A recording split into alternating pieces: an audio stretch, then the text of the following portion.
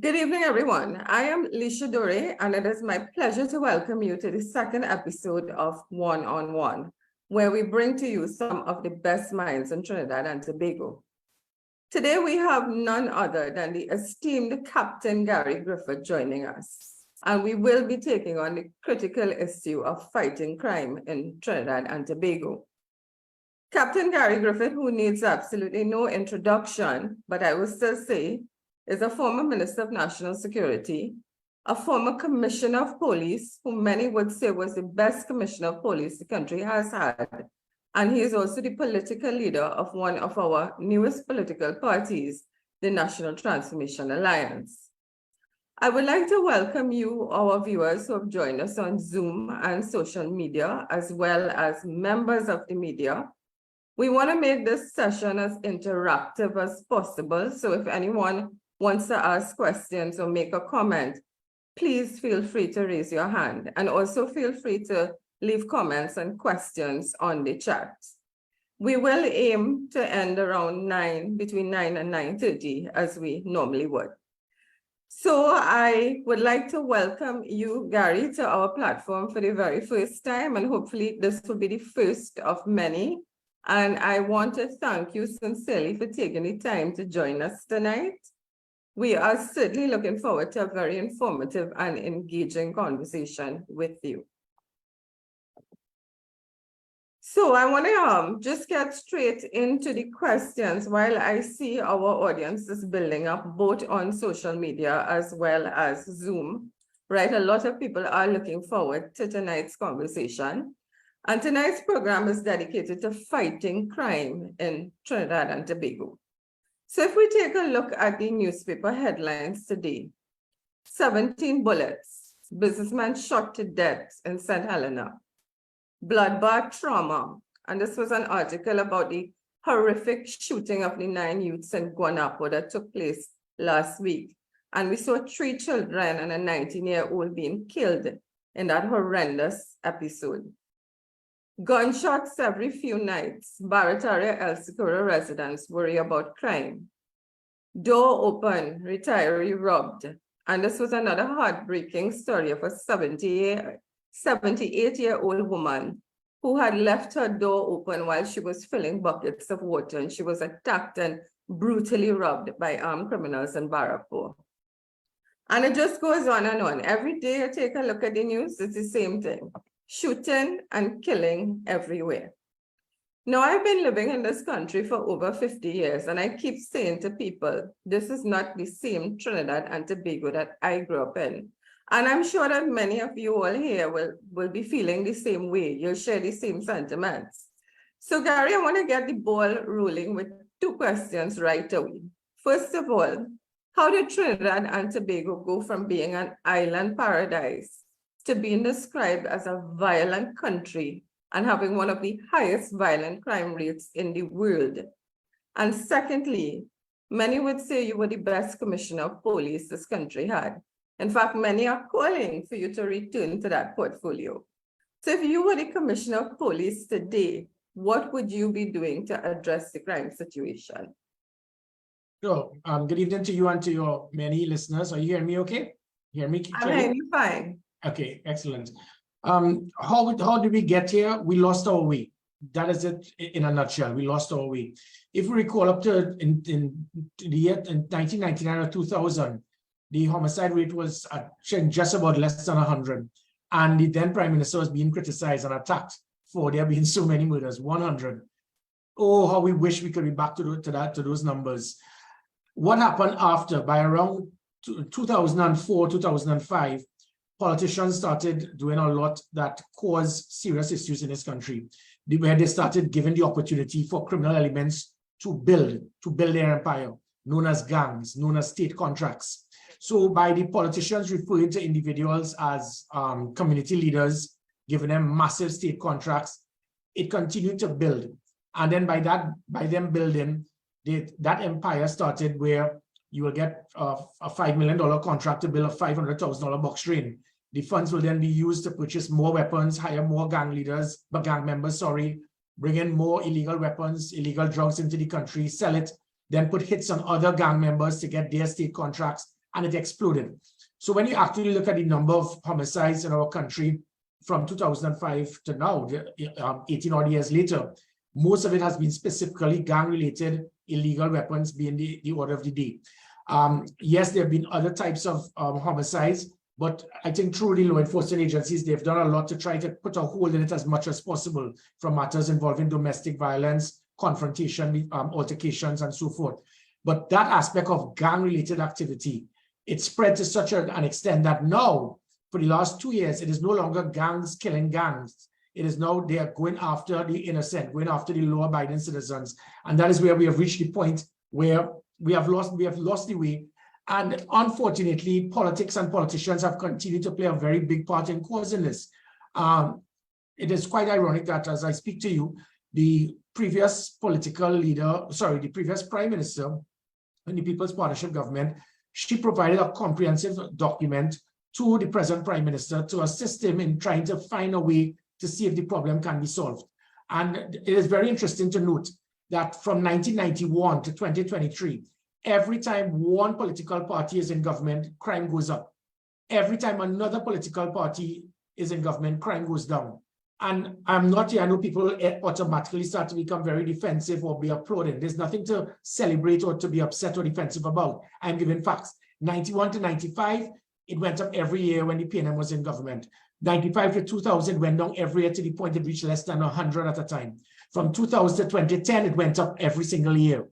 In 2010 to 2015, it went down every year. From 2015 to 2023, it has gone up every year except for my last year when I was Commissioner of Police, because I was able to cheat, if you want to use those words, looking at the systems that we use in the People's Partnership government and just change the words, change the names, and bring back the technology, the tools, the systems that would have been critical to peg back criminals. Unfortunately, what we have seen is every single thing that was put in place by the People's Partnership government up to 2015, when I was the Minister of National Security, it played a fundamental part in being the highest reduction in serious crime in 30 years. Then when I became Commissioner of Police in my last year, it was the highest reduction in violent crime in 17 years.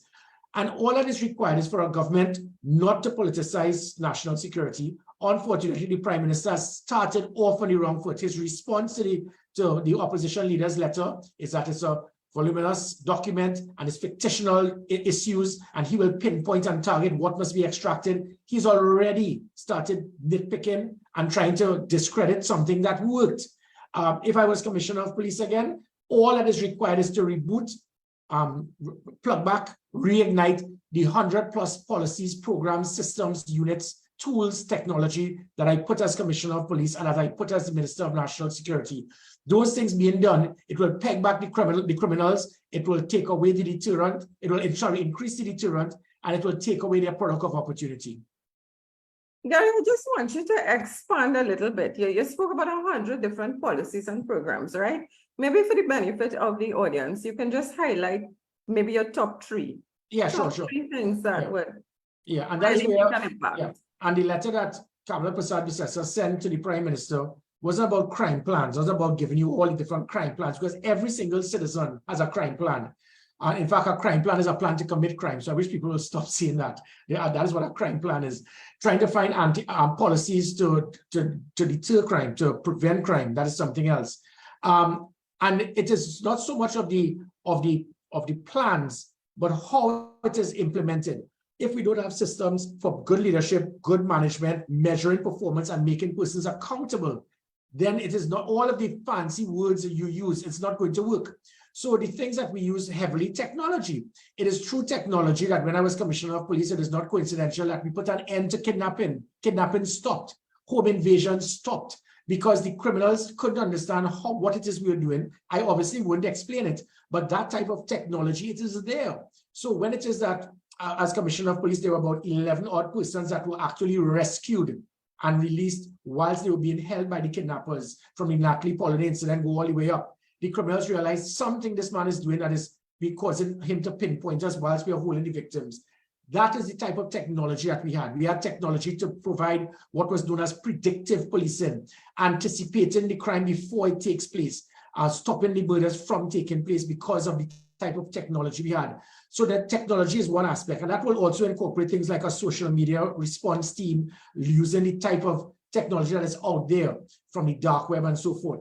Then there's the other aspect of specific units that are required. The units such as the Special Operation Response Team, they played a critical part to put fear back in the criminals, because the criminals realized, listen, unless it is you have this very elite, highly trained unit, that they were coming after the criminals, and we were involved in rescuing persons, involved in human trafficking, in major criminal activities. We were seizing drugs, weapons. That's the Special Operation Response Team, and there were other units like that. They shut down the Special Operation Response Team. They formed it. It was formed with a new unit called the National Operation Task Force. In the last 2 years, their biggest success has been to arrest an old lady selling school books on the pavement. And that is the contrast that you will have. And the other aspect would be policies, specific policies that would have been critical to be able to improve our policing, improve them in their training, customer service, getting the public trust and confidence. That was 14% when I took over.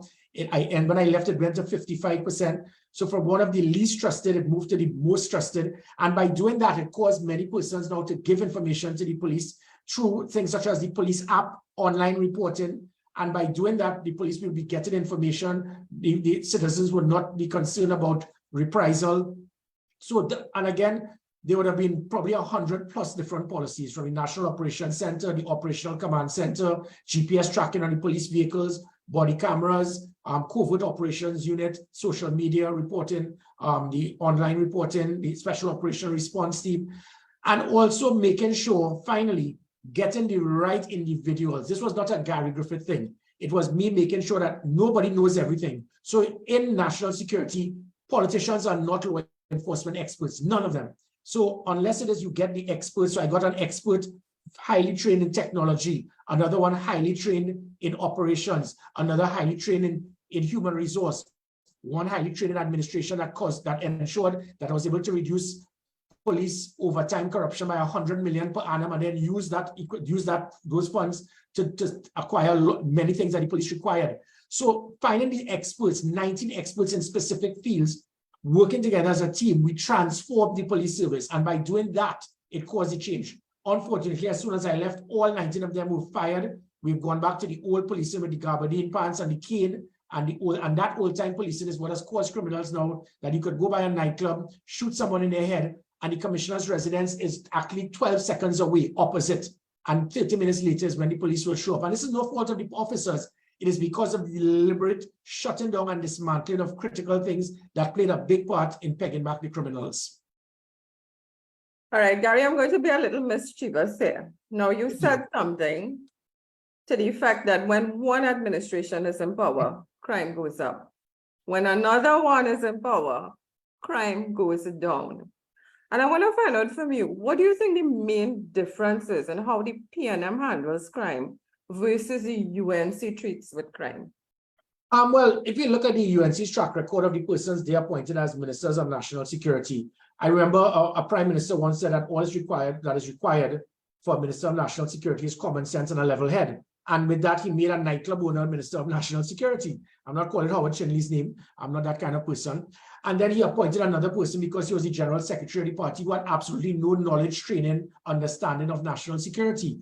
When you do that, you put square pegs in round holes, you're going to fail. And you need to find the persons that have the ability. You don't need to be a law enforcement expert, but leadership. Leadership is critical in transforming national security. So you'd have seen, I think, arguably, the person I would see as the most successful minister of national security in the history of Trinidad and Tobago, not myself, but Brigadier General Joseph Theodore. Under Brigadier Joseph Theodore, the murder rate was less than 100. The man did, and I looked at the things he did, I reignited many things, such as the community policing, the specific units that he had, utilizing the defense force into the police service, transforming the image of the police service. And that is the type of leadership you need. Bringing an individual, it is the first time in our history a minister of national security said his job is not to secure the country, his job is not to find policies. When you put persons like that are totally clueless and they spend all their time trying to attack, discredit, bad talk persons on the other side, I always say you can't expect to lead a country if you show that you continue to hate half of the country. That is not leadership. So that aspect, I think, is one of the things.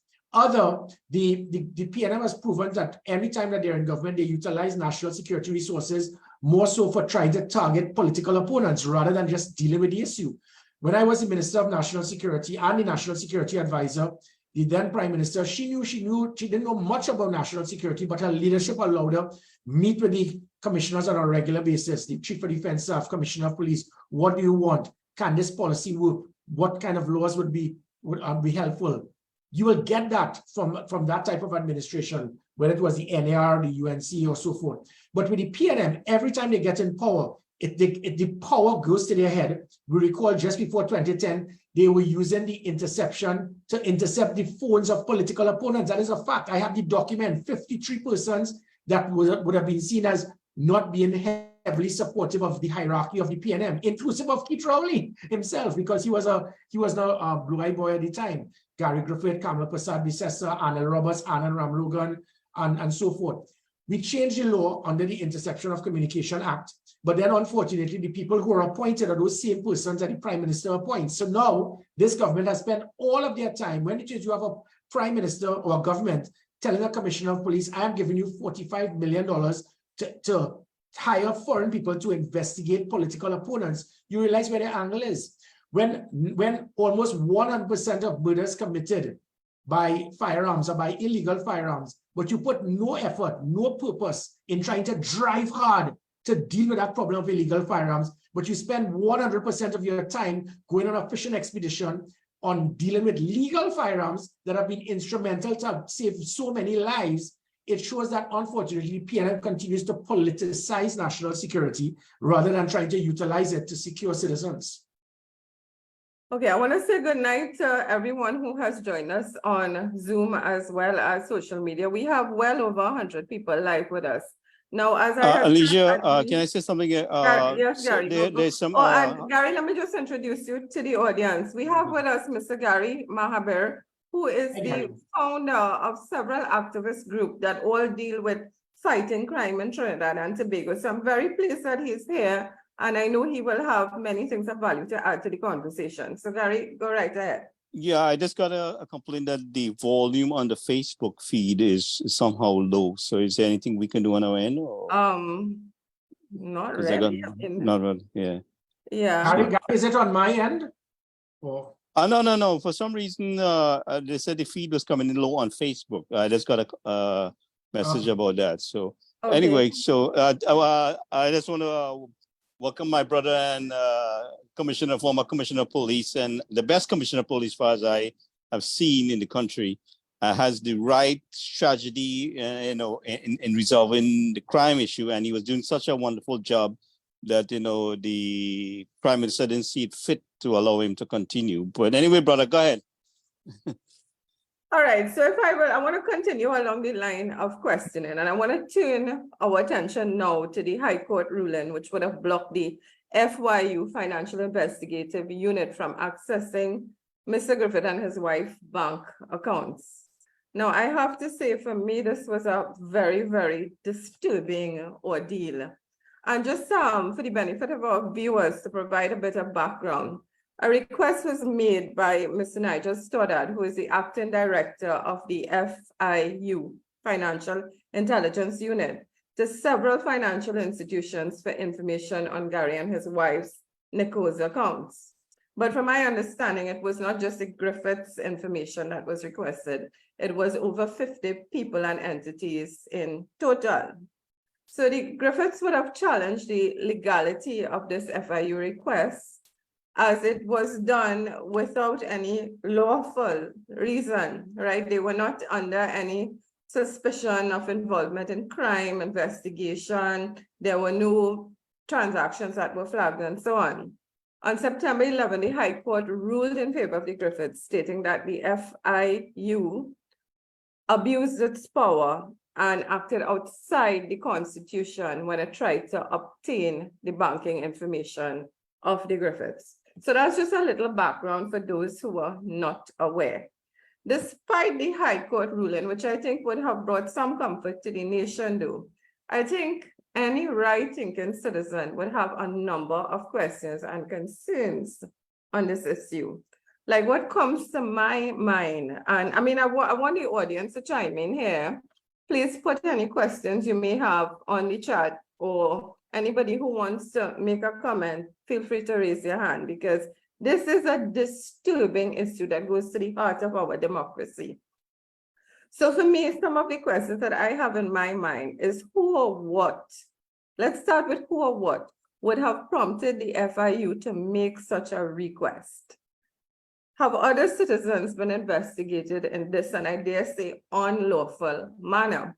Because in the case of the Griffiths, there was a whistleblower who brought this to their attention, and then they were able to act on it.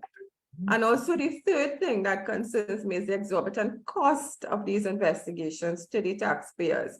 So, Mr. Griffith, if you would like to comment more on that issue, because I know it has been something that the media has been pursuing very vigorously. And anyone else, please feel free.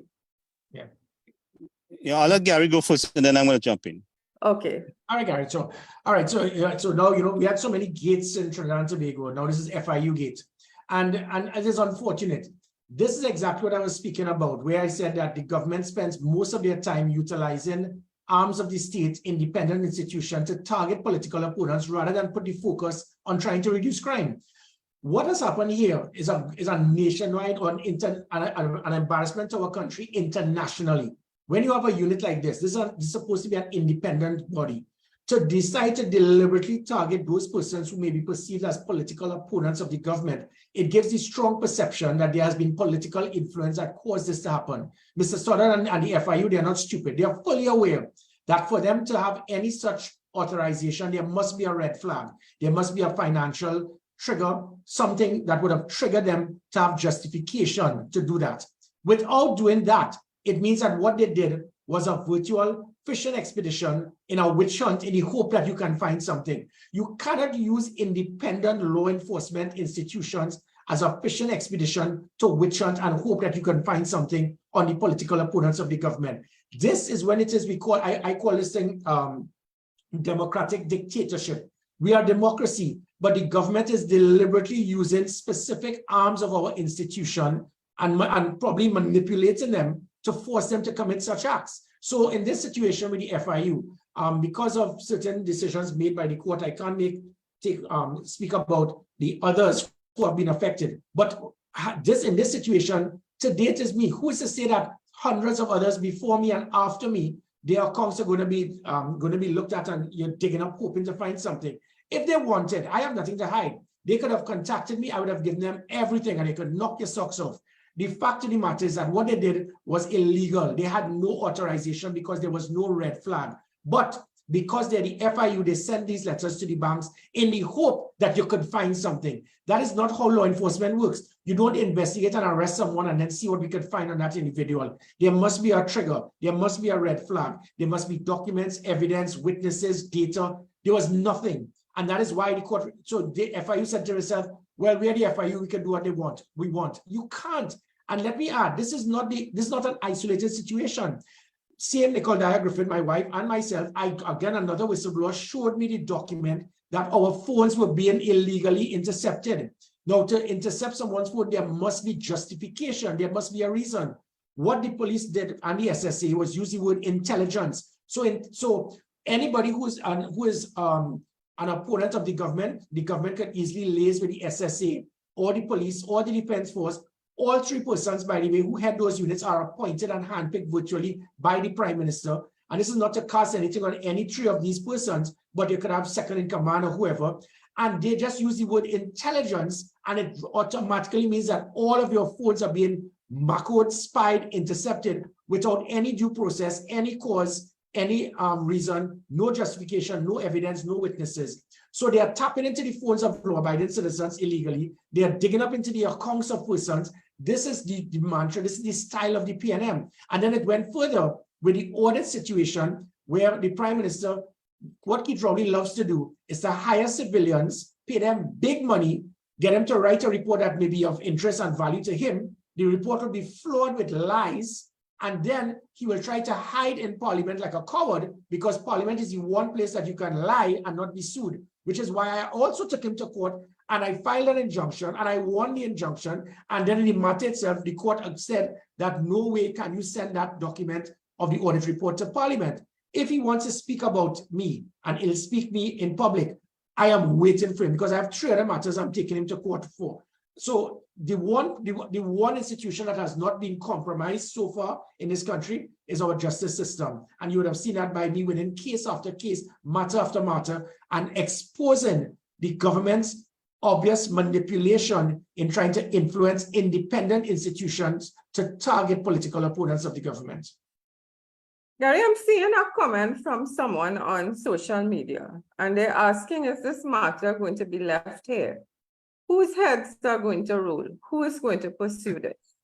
So is this the end of it now that the High Court? Nothing is going to happen. So whoever the politicians that would have advised the FIU, they will say, don't worry, you did your job, you stay right there. In any other country in the world, that individual should be removed immediately. He will not move because he believes that, well, all right, the government will protect me. And this is unfortunate. It reminds me of the similar situation when certain police officers went and broke the law. They illegally abducted, they kidnapped a Trinidad citizen in Barbados. They brought the person back to Trinidad and Tobago. The judge said, I can't believe that these individuals are still in the police service. And they still are, because they were they were emphatically working to instructions, because I, as a previous Minister of National Security and a previous Commissioner of Police, I can confirm to everyone listening tonight, the only way police officers could leave Trinidad and Tobago waters is if the Minister of National Security gives approval. So the nonsense the government is saying that they had no knowledge or involvement in the police officers going to Barbados to illegally abduct someone who was, again, part of the fishing expedition. And again, taxpayers are paying millions upon millions in these matters. That, again, is a simple example of when you get these law enforcement persons to do the wrong things, they believe that they are protected by the same political individuals in government who directed them to have done this in the first place. Because those police officers, the judge said, why are they still there? They should have been suspended immediately. Whether it is that they were right or wrong, a matter of that magnitude, but they're still there in the PSB. And then they were actually trying to investigate me for a matter saying that I signed something on a customs form the wrong way, until they were able to discover several commissioners of police before me and after me signed in the same place. So they are not desperate with fishing expedition, but whether it is the audit committee, whether it is the abduction of Brent Thomas, whether it is the interception of cell phones, whether it is the FIU digging up into the accounts of law-abiding citizens without a trigger, it shows that this country has now turned into a police state. I just want to read some of the comments I'm seeing here on social media. Gary Griffith is a very good, hardworking citizen. Best commissioner. We need you now. Gary, how would you respond to these people who want you back so badly as the commissioner of police? Well, this is not my first rodeo. I said I've been in defense force for 17 years, serving my country. I was the first citizen that returned home with a UN peacekeeping medal. I was the youngest officer in the attempted coup. Then I was a national security advisor, Minister of National Security, Commissioner of Police. I will continue to find a way, and I don't need a job. But I believe that if it is God has given me some type of a gift, I must use it to try to defend my country, to defend citizens of this country. When I was Commissioner of Police, there were 43 death threats on myself and my family. And several of them, they were actually persons who actually became the shooters because of the things that I was doing that were pegging back criminal elements. I probably stepped on too many toes. I went too far because it was not just persons with their pants hanging down and a white vest and long gold chains. It also had persons in suits and ties that were probably closely affiliated with individuals in parliament. So I went too far. And that is the kind of commissioner we need. My point is, what I intend to do is to continue to find an avenue to serve this country. If I cannot do it from a law enforcement perspective, I intend to do it in parliament as a politician. And the same way as I was able to transform not just the police service, the defense force, the customs, the immigration, as the Minister of National Security, I intend to get back in there and totally revamp not just national security, but all arms in our public sector. The public sector can change. Keith Rowley said something in March 2021 in Cabinet. He said, if I could get 10 Gary Griffiths, I could transform the country. This is the same man who said I was his biggest mistake, because there were problems with water, with electricity, with sport and education and health, and it lacks leadership. My intention is to get back in government and to be able to transform not just national security, but transform Trinidad and Tobago. Okay, ladies and gentlemen, I do want to invite the members of the audience, please, if you have any questions or comments, we want to hear from you as well. Huh? We want to hear how you feel about the crime situation. How do you feel about the FIU abusing power? What are your expectations from Mr. Gary Griffith? We want to make this as interactive as possible. So please, if anybody wants to make a comment, just raise your hand. Gary, I want to go now to a Facebook post that you had put up on September the 18th. And you said here, I quote, if our independent institutions continue to be politically compromised, then we are headed to a police state. Our democracy is rapidly being eroded, and this must end. Could you elaborate on this? I want to call it a perception for now, but this perception of TNT becoming a police state and democracy being rapidly eroded? Yeah, because the police service, unfortunately, has been totally compromised. And this is nothing about the different police officers. These were the same police officers that have the maturity and the patriotism to go out there to fight that war, to support law-abiding citizens. Unfortunately, senior persons have fallen victim and they are taking instructions from politicians. Anytime that happens, you have now started turning away from a democratic society to that of a police state. You can't take directives from politicians, especially if it is against your oath in office. So if, for example, a prime minister tells me we should arrest persons during the COVID pandemic, during the COVID period, because they were socializing by their pool, I'm not going to take an illegal instruction because you're the prime minister. And that is the type of maturity that we lack in Trinidad and Tobago, where people believe somebody is the prime minister, you have to blindly support that person. That has to stop. That type of maturity is required in all arms of law enforcement. So if I'm in charge of the FIU and somebody is trying to intimidate me to dig up into the accounts, I will tell you where to get off. Fire me if you have to. If I'm in the SSA or the police service and they're telling me dig up and look into tapping the phones of political opponents, I will tell them no. That is what we are lacking, because sometimes people get in a position and they want that post so badly. They will do anything in their power, and they always forget there's going to be a time on your retirement and you're going to walk the streets as a civilian and people are going to remember you. They will remember Earla Christopher, what she's doing right now. They will remember McDonald Jacob. They will remember Mr. Stoddard. They will remember the individuals who have done certain things that people will see it. Did you really operate in a manner of maturity and impartiality, or is it that you were working and to please those who put you in office? That is the concern that I have. And if it is that we don't have the right persons in charge of these different units, we are going to suffer. There is a particular paragraph in that post that was done on September the 18th that I do want to read for the audience, and I would like to ask some questions on it. This list of acts, and you had outlined a whole set of acts which would have constituted, I guess, us moving towards a police state. Kwesi, I see your hand up.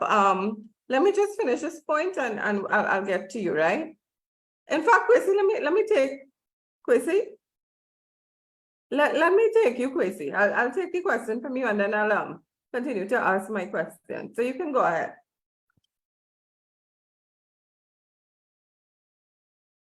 Hello? You lost him? Yeah, hello, you hear me? Yes. Yeah, pleasant good night, Mr. Gary Griffith, Mrs. Lisha.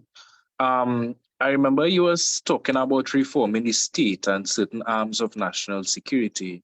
And of course, with us being a democracy and there being, the government as well as the opposition, like now, depending on the amount of votes and stuff that you get, like what actions in a democracy could be taken in order to reform the state? For example, like, all right, I don't want to divulge too far from the topic, but for example, campaign finance reform and all of that, right? This is something that has been like political football being bounced around by both sides of the aisle. However, when it is time to institute that reform, you understand?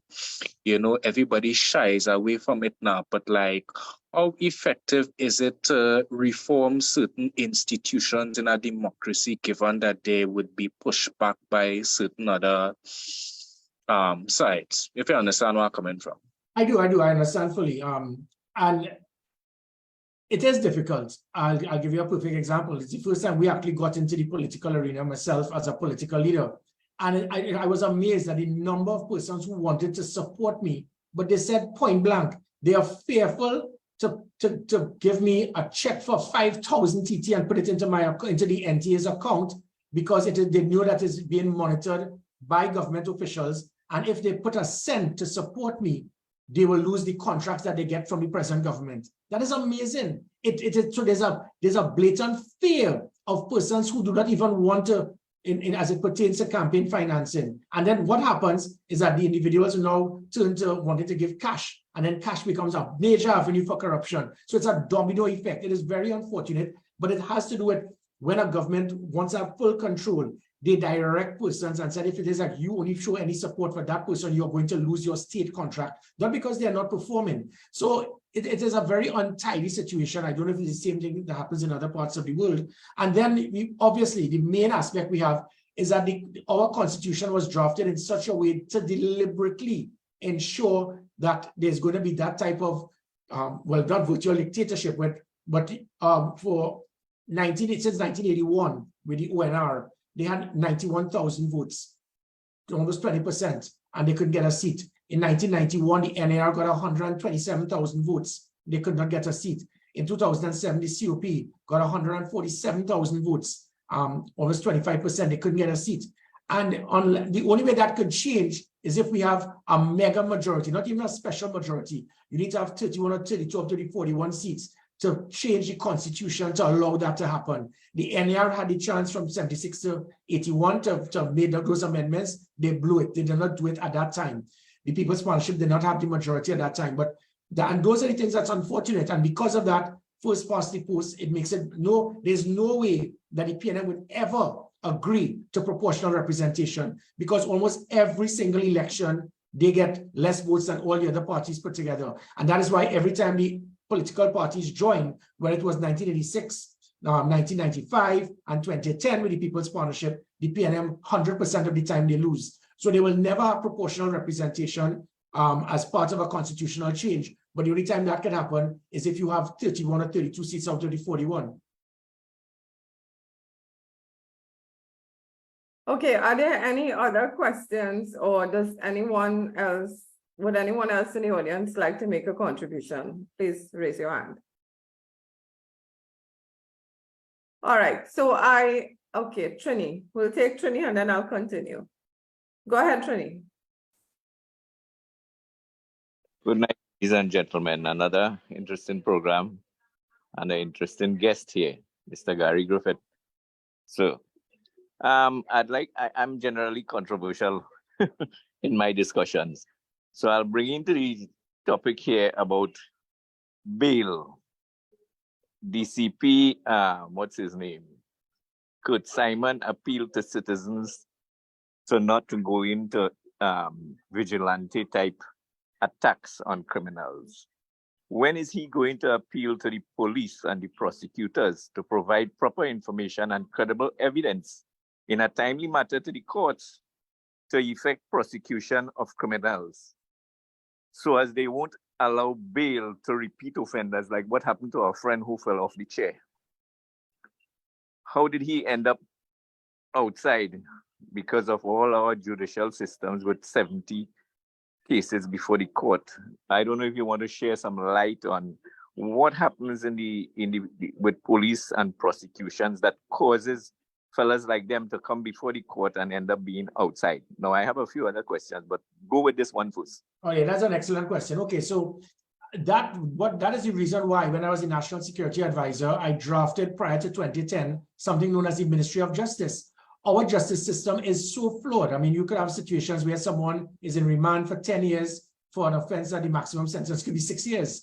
And then you have young persons, they go into prisons for a misdemeanor, they come out a more seasoned, hardened criminal because of who they have affiliated themselves with. So it shows that our recidivism rate is very high because of that, based on poor rehabilitation. That is why I drafted the Ministry of Justice to spend so much time, because we had so many cases that were backed up. We had situations where police officers were not attending court. We had police officers acting as the prosecutors against seasoned attorneys, and they were losing. All of those things required a vast change. And that is why I formed the Ministry of Justice. It was implemented by Kamala Prasad-Bissessar, 2015. It was disbanded by the PNM because they didn't see the value. So now you can't change the justice system through the Ministry of National Security or the Attorney General's office. You need a ministry by itself to clean up this backlog of decades of mess that has taken place in our justice system. But as the Commissioner of Police, as you write, back as the Minister of National Security, I drafted that situation for that bail amendment bill, that if someone is caught with a firearm, he has something that can kill 13 persons. So others have automatic weapons. In other countries, if you possess that, it is a terrorist act. But in here, you get that and you can get bail for $10,000 and then you get back out onto the streets. And this is not the fault of the judges or the courts. It is because of our system that gives them little opportunity to do this, to change it. And then you have the police officers where constantly they were not even attending court. As a Commissioner of Police, I remember we made a raid where 63 elderly persons were in cages, 6 foot by 6 foot. Their hands were, their feet were in shackles.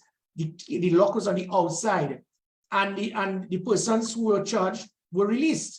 No fault of the persons or the court, but because of the police. Not one of the officers in SWAT or myself, you asked us to come forward and give evidence, testify, show the videos, and people have been released for that internationally. The world will watch us and say, really? 63 persons in cages, locked in, the key is on the outside. We found tasers, they were in shackles, some of them naked, and nothing happened. And that shows how dangerous our justice system needs to change. It also involves police officers not doing their job, being absent from court. And that is why I put heavy emphasis on it, to put serious disciplinary matters on those officers, which is why we reduced police absenteeism from court by over 87%. It was a massive reduction because anytime an officer was absent from court, they would be disciplined. And then we had the backup officers. Additionally, as I said, I realized the police officers were not very well trained in dealing with seasoned, hardened defense attorneys. So I started bringing in civilians to assist and boost our legal system in the police service. And we were taking them now and we were winning cases because of it. As soon as I left, they removed them. The police officers have now become the front line. Officers have now started being absent again from court. And it gives the impression this can't be incompetence. Sometimes it gives the impression that there's a deliberate attempt by the criminal underworld who have some degree of a foothold in certain arms of our institution that can cause such decisions to take place. How do we correct something like this? Well, the present government has no issue. When it is you had a commissioner that was actually doing this, transforming the police service, putting civilian attorneys who are winning cases, disciplining police officers, and you remove him, and then everything has gone back to how it was. The only way this can change, and I'm sorry for being political, is for the government to be changed. Okay, a young lady was caught with a huge amount of drugs and a gun under your watch, and she acquired bail. Now, as I understand it, when somebody is held for a serious crime and they get bail, correct me if I'm wrong, they're supposed to report to the nearest police station or an assigned police station every week or something like that. And I believe with serious crimes, their passports will be held. This young lady apparently went to Venezuela and got a degree and so on. How does that work? How something like that can happen? Well, again, if it is that it's not hard and fast, the court can make a decision based on the individual. And that is where I have to be very careful not to make any comments the next thing I'll be held in contempt. So decisions would be made, but that is why I spoke about the importance of that Ministry of Justice. That Ministry of Justice will have a template to be able to not eliminate, but to minimize many of these shortcomings that we have seen for so long in our justice system, where persons who should be incarcerated for life have an easy avenue to get out. Young men do not have proper systems for rehabilitation, which is what will cause recidivism. Police officers not attending court, police officers going up against seasoned attorneys. poor systems for easy access for bail. When it is certain offenses, you can put it as a terrorist act, and if it becomes a terrorist act, it becomes a capital offense. A capital offense makes it non-bailable. These are the things that are required, but you need to have the political will. You need to be brave enough to be able to do it, because sometimes politicians, they don't want to make decisions because it may affect the votes. Forget the votes, do the right thing and the votes will come. Tony, I want to thank you for your questions. I'd like to take a few more questions now from social media. I'm seeing some comments on the chat. NTA's boss. NTA will transform the country. As we are on some controversial questions though, I'm seeing Miss Wendy James saying, Mr. Griffith, do you agree that the NTA brings nothing to the table in an election? Well, would you like to respond to Wendy? Well, yes, I would. The fact of the matter is that the last local government election, the PNM actually got more seats. And because there was not that third party, that bridge constituency. This time around, the NTA went up for the 31 most difficult seats that the PNM held, the safest seats. Each one of those seats, the PNM would have won by 1,000 to 2,500 votes. Almost every single one of that, we were able to cut that down by 300, 400, 170.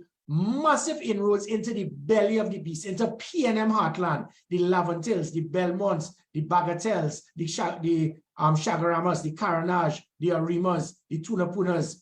So all the Port of Spain areas. So you're talking about seats that the PNM, these were their 31 safest seats. And by us getting involved, that third constituency, it showed that many people were saying enough is enough. So as I said, from winning by 1,000 to 2,500, we were able to cut that down to a couple hundred. It was a massive dig into the PNM's heartland. Additionally, what it also did is that the NTA supporters, apart from the 31 seats, they are supporters of the NTA, and they would have been previous ONR supporters, turn NAR, turn COP. That third constituency is always there. In 10 years' time, there will be something else instead of the NTA. And those individuals voted for the UNC candidates in specific seats that initially they may have just voted for the PNM or not voted. And that is where you would have seen in San Fernando that the PNM would have won 6-3. It went down to 5-4, and they held on by their fingernails to hold on to that fifth seat by 26 votes, which was a PNM corporation that they were able to dig into it so deep that it is now neck and neck. Sangre Grande, that the PNM was spending so much time hoping they could win Sangre Grande because it was 5-3. Because of the NTA support, we lifted it up to make it 6-2. In Arima, all of those seats that the PNM would have won easily, because of the NTA support for the UNC candidates, they were able to hold on. It was 0, but they won by 1 vote. They won by less than 12 votes, by 26 votes. Same thing with Tunapuna. So and then it meant that with the UNC, it allowed them, PNM, to have less seats. And finally, in 2019, the PNM would have received 30,000 votes less than the UNC. This time around, it was 60,000 votes less. 60,000, it was double. That is because of the NTA's input. So the UNC and the NTA combined got 190,000 votes. The PNM got 130,000, which was a 60,000 difference. What it showed is that in 2019, there was a reduction from 34% turnout to 30%. That reduction in the UNC in 2019 at 200,000, it went down to 190, joining with the NTA voters. So there was 10,000 less. PNM moved from 160 to 130, 30,000 less, which meant that for the 40,000 less voters, for every 4, 3 were PNM voters. And so for the person who asked that question, take that. Okay, I see Mr. Lyndon Gans with his hand up. Lyndon. Hi, good night, Lisa, my good friend. Good night, Captain Gary Griffith. Hi, nice. Captain Griffith, you're a person that I hold in high regard, not because I know you personally, but because of your professional approach, nonsense approach, towards your role as Commissioner of Police. Thank you, sir. Right? And I always say that you are the person for that job, right? And I recall vaguely when you were appointed to the position, you made a statement that actually mirrored a statement that I have been making for some time now.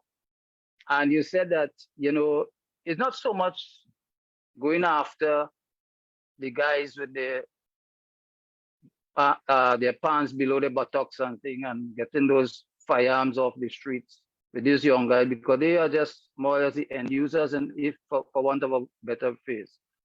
But to use them to get to the big fishes, right? And I guess for that reason, you would have so much their threats to your life because of your approach in going after persons who are well known and associated and whose tentacles are very deep in the system in our country, right? I want to be very brief in making and saying two things. One, there's no way that we can really arrest the crime situation in this country, except that we bring down these people, these big people who are responsible for bringing in the guns and ammunition and the drugs in the country. I recall on the post-budget presentation that we had with the commissioner, the Minister of National Security was there along with Tashira, when he said, and he admitted that the issue has to do with drugs and ammunition coming through both the legal and illegal means of entry in this country. And I find that to be very interesting that you can make such a statement implicating institutions like organizations like the Coast Guard, Customs, the TTPS, the Trinidad Defense Force. But yet, you sit there as the Minister of National Security, having this information, and we are seeing absolutely nothing is being put in place, to curb this, to minimize the propensity of this kind of action taking place in our country. And this is the root cause of the crime in our country. So my question to you is this. Having disclosed this information that everybody already knows, you and the position that you have and your background, should you become the Commissioner of Police again, right? What are your plans in terms of really bringing this crime situation to a halt in going after these bigwigs in this country, the so-called bigwigs, because they are more or less responsible for where we are, right? And two, what is your position on, because I've been hearing a lot about restorative justice. What is your take on restorative justice? Because really and truly, I ain't seeing much is being done in our prison system where reformation and rehabilitation is concerned. Okay, sure. So let me just quickly, I said, I've already gone through that as Commissioner of Police. Getting back in government, there's so much more that I can do, and I promise the country I would do it. So it is not just about restructuring and transforming the police service. People had no trust in the police service. But then within 3 years, people were looking forward to the police being around. So the same way I was able to transform the police service, I assure you, I could use the same leadership skill that I have to transform every arm in the public service, to turn them to optimum level, not just other arms in the Ministry of National Security. That is what I promised by, again, and the simple principles of leadership, management, accountability, and measuring performance. I did that with the police, and I could do it with all arms. So by doing that, it is going to not just, we want to put focus tonight on national security. Yes, so it will improve the police service. It will transform the police service again to how it was when I left in 2021. But other arms, we have the Trinidad Tobago Defense Force, 5,000 odd. And we asked, I remember 150 men were coming down into Port of Spain to destroy Port of Spain. And I asked for members of the Defense Force, and they were there wanting to support. This government refused, and I had to deal with it on my own, or else Port of Spain was going to be destroyed. This was just during the COVID period. With 150 of them coming down to do similar to what was planned during the attempted coup in 1990. The Defense Force with 5,000 men, and yes, they are waiting to be part and parcel to support. And then people will say, well, they are there to kill. That is not true. I was in United Nations mission in Haiti, and it was a peacekeeping mission. Likewise with the customs, we speak about the concerns of customs and the Coast Guard. The vast majority of illegal weapons that enter our country come through the legitimate ports of entry, and it shows the incompetence of this government to deal with the issue. Are they that incompetent, or is it a deliberate attempt? Because I drafted the Border Protection Unit to be able to transform our problem, to stop the problems by having representatives from the Customs, Coast Guard, Immigration, Army, Police, and all of them polygraphed to make sure one is watching the other. This situation we have now, at least 10 containers go missing annually. When I say missing, it leaves our port without anyone knowing, because there will always be somebody that may be on the wrong side. So the one night you have that rogue customs officer, that rogue stevedore, that rogue driver, that rogue watchman by the gate of the port, the container is going to go out. And the police would have seized 800 firearms for the year. 1,000 could have entered in one night. That is how important it is to secure our borders. They have done nothing. I, as the Commissioner of Police, had to acquire scanners, X-ray scanners, mobile, to be able to assist. And you know what they did after I left? They shut it down, refused to use it.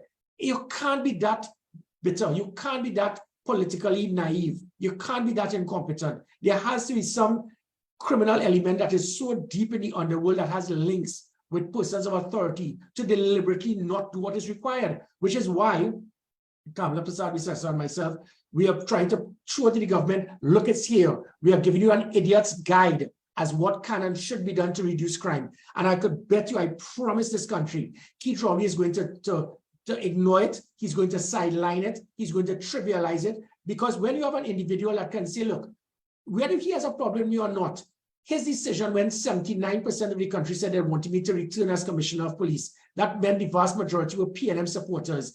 And he, as the Prime Minister, said, I don't care if he came first. I don't care what the Police Service Commission wanted. I don't care what the vast majority of the country wanted. I don't like him. It means you rather see the country burn or drown in blood because of your ego and your own personal desire, because you don't like somebody, rather than doing what the vast majority of the country wants. That is the problem.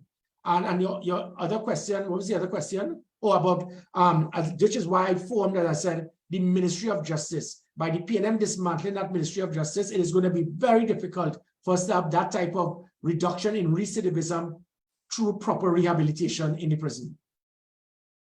Gary, there's a question here from Kasraj. Are you a member of the opposition team to meet with the PM and his team? I know many people want you to be, but I don't know if any confirmation has been given on that. Well, the opposition leader, she has spoken about it. But let us see if Keith Rowley will be mature enough to swallow his pride, swallow his ego, or would he say, well, I don't want Gary there? That will say so much about the character of the individual. So time will tell. Okay, I see, Trini, I know you have your hand up, so I'll give you an opportunity again to speak if you could make it a little short this time. Go ahead. Hello, Trini. All right, okay, so I guess I lost him. So Gary, going back to this point that I wanted to raise from this post that you would have done, which really struck me. You listed about 10 acts that, according to you, really was taking us to police state, and we were seeing democracy being eroded. And then the last paragraph, you said, this list of acts would show a clear pattern of abuse and steps to dictatorship and the police state would have caused the collapse of the government and fresh elections in many other countries across the world. Yet the silence is deafening, and even worse, some continue to support this abuse. Our democracy is rapidly being eroded, and this must end. And I want to say that I share these very same concerns.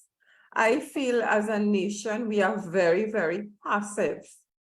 And I would like to know, what can we do to change this passive nature that we have in Trinidad and Tobago? Yeah, sure. So for those persons who may not know what I'm speaking about, any country in the world, when a president refuses to adhere to the law, there was a law for you to submit Americans and you refuse. So a president didn't adhere to the law, should have been removed in any developed country. When you have a prime minister that meets a head of an independent body in president's house as if it's a post office to have a meeting and give her a document that is from a civilian, not an official report, that Police Service Commission chairman decides to break the law by trying to take back a merit list without the approval of the Police Service Commission. A Police Service Commission then all resigning in disgust because of political interference. Then you have the situation with a prime minister hiring civilians, trying to call it an investigation, and then trying to use that to go in parliament to lie about political opponents. You then have the law enforcement agencies intercepting phones of law-abiding citizens. You have the FIU digging up and macking and spying into the accounts, the financial accounts of persons maybe politically opposed to the government. Which other country in the world all of this could be taking place and the government is still existing? And still, as much as 60,000 more people voted against them, 130,000 people still said, I don't care, I pay them till I'm dead. When you make that decision, how does that help your wife from not being raped, or your daughter from not being kidnapped, or your son from not being killed, or your assets not being lost? You blindly supporting a group of individuals who don't have your interests at heart for your most fundamental right of safety and security, whilst the man who's making decisions plays golf 4 days a week with 8 Prados and 55 special branch officers all around him as if he's a living God. How could we want that? How can we accept that? That is where it is. The only way this can be changed is if those persons realize blindly supporting a political party does not help change the country. It does not help you and your family. It does not help develop the country. You need to make decisions as to who you see fit by being the best person to assist you and drive this country forward to some type of status close to being seen as developed. Because what we are going now, we are going to a part in sooner or later, it is going to be a police state. And when that happens, every single citizen is going to pay the price. Okay, guys, it is now 9:02. Trini, I see his hand up, your hand up is again, so I'll ask you to unmute. So maybe we could take a final few questions, comments, and wrap up pretty soon. Trini, go ahead. I have a few things when he's finished, so just add in. Oh, okay, Gary. Okay, so Trini and then Gabri.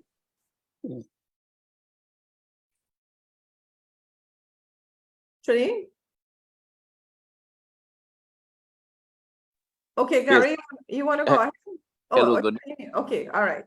Good night again. My question is really a follow-up from where Lyndon's question actually.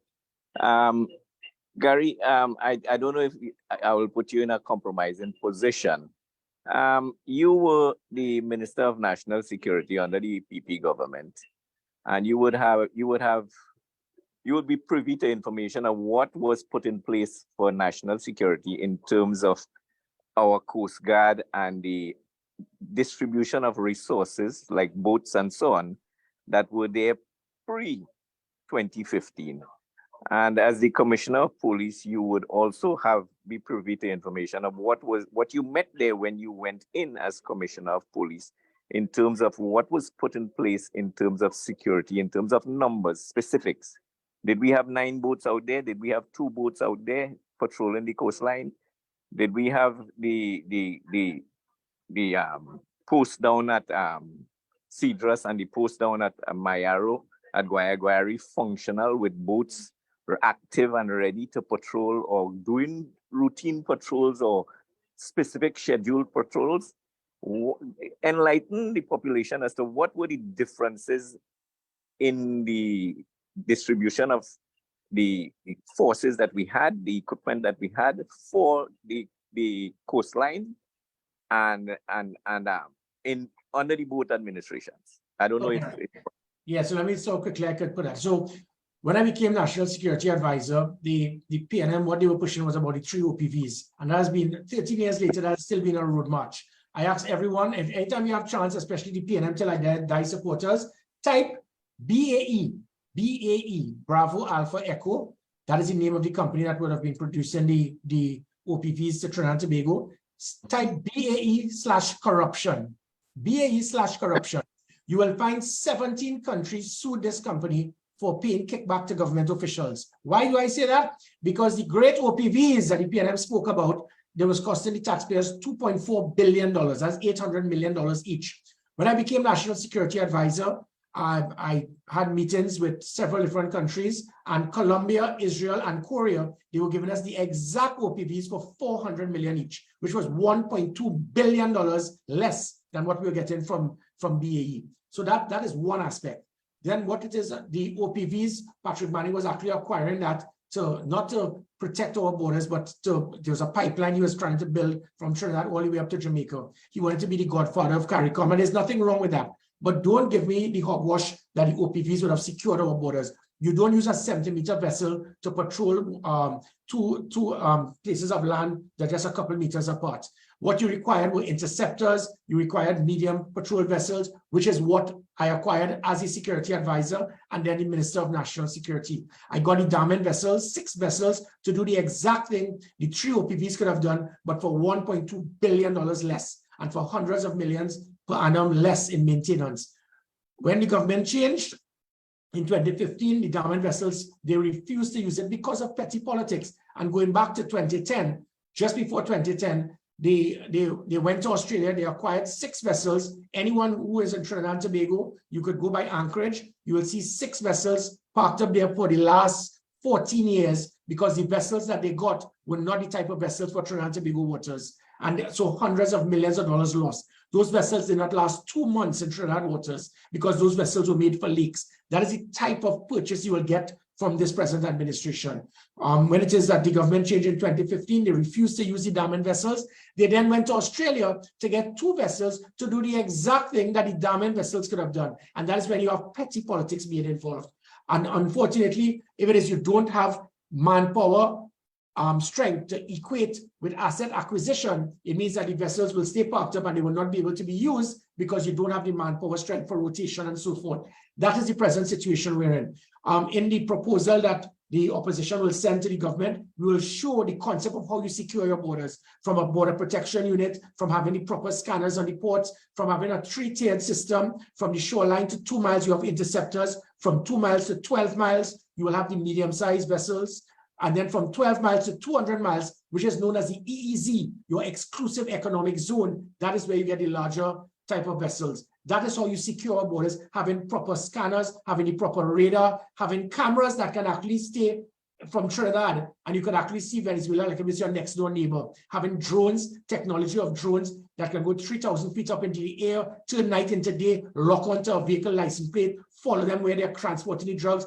We know what to do. We know how it can be done. We know to transform Trinidad and Tobago security. It is not going to happen because of unfortunate political pettiness by the present administration.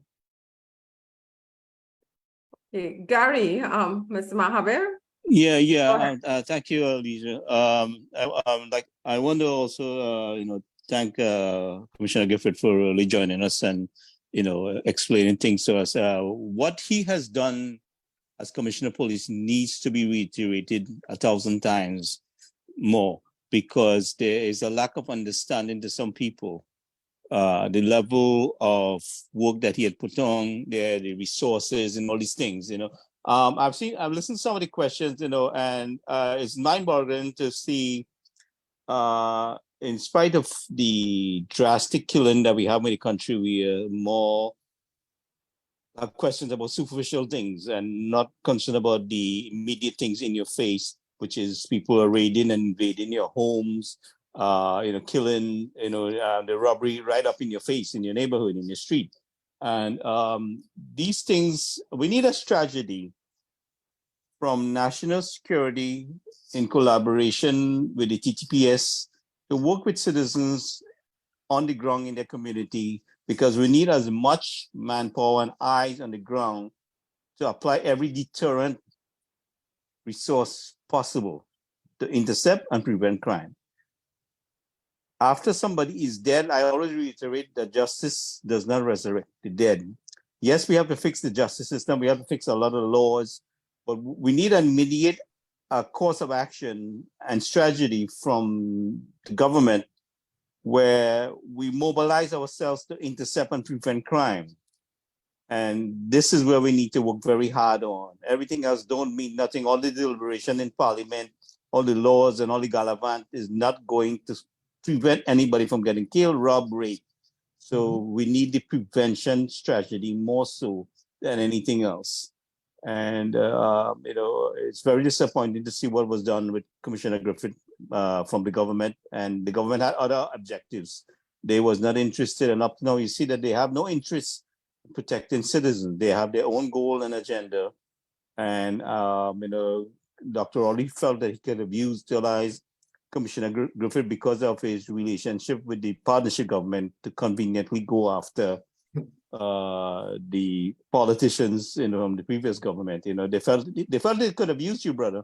But I know I know you like I know myself. I know we're the same kind of brand of people. That they can't manipulate us. We stand for what we stand for, and I'm really proud to know that the job you did, and yes, the small interceptors, which I always recommend, are needed more so for a country our size, and the parameters that we have to patrol. The police needs it, the Coast Guard needs it. I think you got some as commissioner, right? Because I did suggest that. I reestablished the police marine branch after about 25 years, and since then, no, it's virtually dismantled since I left. Yeah, so I mean, these are the things, because the response is quicker, and when for patrolling, when a citizen is in distress, these interceptors can reach you quicker, and then the larger boats could come along. But the interceptors is definitely needed. I mean, we see it in the New York Harbor, we see it in Miami, Texas, all over the place. Yep. And I don't understand. I mean, I think the actions of this government is deliberate, in what they're doing. I know, like I told you before, they would swim around you like sharks. I mean, because the corruption is so deep and wide from the justice system, within the police. I mean, you were shaking up things, so they had to find some way to stop you, because you really, mashed up things with people and their money, so that sort of things. But I am calling on the population to recognize the job you did and the resources you put in place to secure them, and think about themselves, and raise their voice.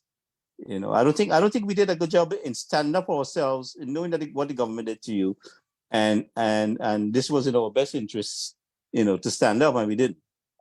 So I mean, once again, I want to thank you for joining us. Thank you very much. All right, I'm seeing two hands up, so maybe we can take those two final contributions. Lyndon, go ahead, and then Edward. And then we'll call it a night. Yes, Commissioner Griffith, I'll continue to call you Commissioner Griffith. So Commissioner Griffith.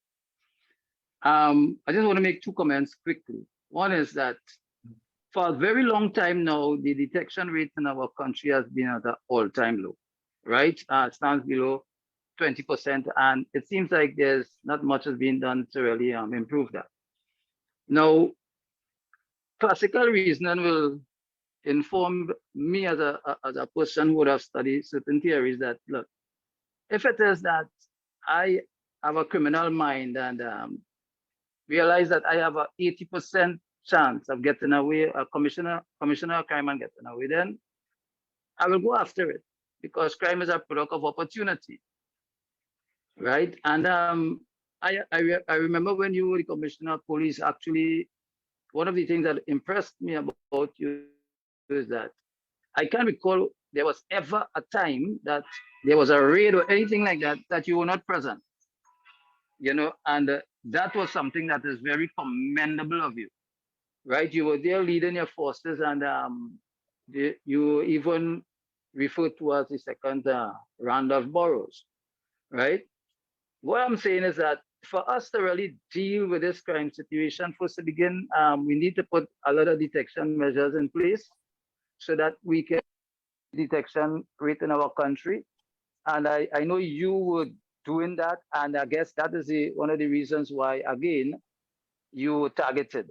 So I just come back to say commendation for what you have been that you did to for this country as Commissioner of Police, and I'm hopeful that even when the United National Congress, the coalition gets back into power, we have to have that majority there, because a lot of the things that is required require a constitutional amendment, right? And we don't know that the People's National Movement under this leader has made it very clear when he was in opposition that he will not support anything. So how are we going forward dealing with that when you have an opposition that will not support if we don't have the required majority to make those constitutional amendments and change the system in this country. Yeah. Correct. Yeah, I agree with you, and that is why it is so important. But this must be a repeat of 2010, where we have to get not 29 but 31, and to make those changes. It is very unfortunate. I always say that the enemy are not those who are on the other side of the parliamentary bench. They are those who try to deprive you of your rights to safety and security.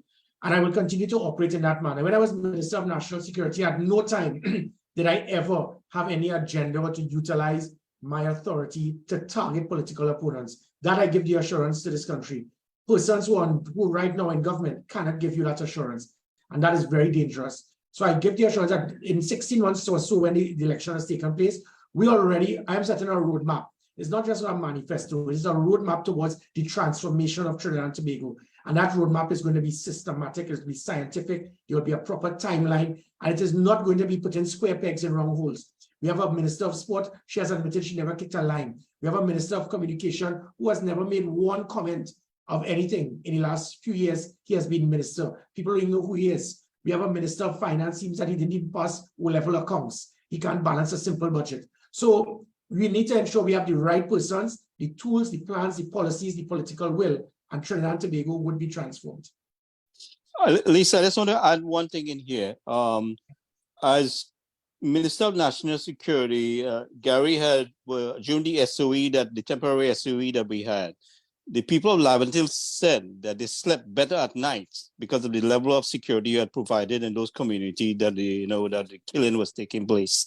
And these things has to be recognized. I mean, in all the criticism that has taken place that you have been trying to to apply, I mean, the level of assurance for citizens and the comfort that they felt in those dangerous neighborhoods, and these things has to be recognized and taken, even though it was twisted into in meaning other things, and PNM play with it, and all these different other comments, but the recognition of citizens feeling the safety and security of your strategy, this is something has to be recognized. Well, and as Minister of National Security, when the SOE took place, I was National Security Advisor. But when I was the Minister of National Security, what was happening in Laventille, I did a major operation, and for 120 something days, it was one murder in Laventille, and that was domestic violence. It was the safest Laventille ever was, and this was outside of the SOE. I was able to utilize Soliers, have an operations center, and Laventille, it was the first time they were safe. After I left, after the government changed, everything went back to a killing spree. And that's why I could give the assurance, regardless of where you are, we would do what is required to make you safer. Okay, final contribution from Edward. Good night, Lisa. Good night, Mr. Griffith. Can you all hear me? Yes. Yes. Excellent. Mr. Griffith, I wanted to, it's more of a highlight of what I have experienced. I was sworn in as an SRP under your watch in 2019. And I was brought in for the purpose of serving under the Coastal and Air Support, primarily in the Marine section. And with my certifications to be able to fly planes, helicopters, and or drones, I have done my part, and there are a number of different ideas that I tried to share. I didn't get a complete audience with Mr. Timol, which I believe he coordinates your efforts under the NTA. I would love to share these ideas with you. There's 3 of them specifically that I believe would make a big difference to our national security. And they have never been done before. They're unique. And I think that they can make a big difference in serving our country. Okay. Thank you very much. And if I can just add what that last caller said, it wasn't that Gary Griffith was a magician. You have to embrace and accept recommendation and views from everyone. Not everyone is a rocket scientist. Not everyone may understand national security, but sometimes just listening to the average man in the street. And I was able to pinpoint certain things, which is why I formed things such as Crossroads, getting 1,000 police officers to work with 1,000 at-risk youths, because certain people will bring ideas, bring recommendations. you do cost benefit analysis, and you get the value for it. But what happens, unfortunately, politicians, they go up in that tower and they make the decisions, and then it is imposed on those persons on the street, on the ground, and they will say, well, why have we wasted such funds? Why did we do this instead? That is why I made myself so accessible. I was the only commissioner that he wanted to contact me. You call 482 Gary at the time. That is now the same number that if you want to sign up to be a member of the NTA, you just send a text message or WhatsApp message at 482 Gary. But that is what you need of all things. I give the assurance when I was Commissioner of Police, Minister of National Security, and what I will become when we get into government, accessibility. I will continue to make myself accessible. So, Mr. Edward, hopefully I will see you later this week. We will try to make arrangements to meet with you. And the more people I can meet, the more I'll be able to set that proper roadmap towards the transformation of Trinidad and Tobago. Okay, so thank you for that, Edward. And the time now is 9:21. Gary, I will ask you for any closing remarks. Yeah, all I will ask the country, well, for citizens of Trinidad and Tobago, we need to get away from the bitter politics, the anger, the hate, the venom, the animosity. That is what has divided the country. My concept of politics is just the opposite: to unite, to build, to be productive, and trying to develop Trinidad and Tobago. It is going to be difficult. Politicians, certain individuals, they go out of their way to divide and destroy, because divide and conquer is the way to win. I intend to do just the opposite. I intend to build, to unite, which is why you would have seen that alliance with us and the UNC. I intend to speak with different stakeholders, ensure that we can find that proper roadmap, to have it drafted and packaged. So as soon as we hit that ground running the day after we are sworn in government, I didn't ask for a honeymoon period as a security minister, nor commissioner of police. Whatever position I would be in government, and I will ask all members of the next government, there's no time for honeymoon time, because what this country is seeing, we are rapidly going down. It's a precipice. The quicksand has to end. And I ask all the country for us to circle the wagons, work together, and try to build and transform Trinidad and Tobago. Thank you so much, Captain Gary Griffith. Gary, I want to thank you sincerely from the bottom of my heart, and everybody who is here, for making yourself so accessible to us and taking the time away from your busy schedule to join us here this evening. Right, we learned a lot. I certainly learned a lot about different crime fighting strategies, how national security can be transformed, NTA's contribution to the political landscape. And I think there was a lot of discussion here tonight about what we want to see happen in this country moving forward, not just in terms of national security, but holistically. So I hope you will come back again. We had a very large audience tonight. I want to thank everybody for their participation. There were quite a few questions and comments. The chats were busy. So guys, thank you all so much. I enjoyed this program tremendously, and I am hoping that, more people from the NTA will join us. Gary will join us again. Certainly national security is a conversation that we need to keep ongoing, because we all know what the situation is with the crime. So thank you, good night, and join us again next week, Tuesday at 8 p.m. for another episode of One on One. Thanks, guys.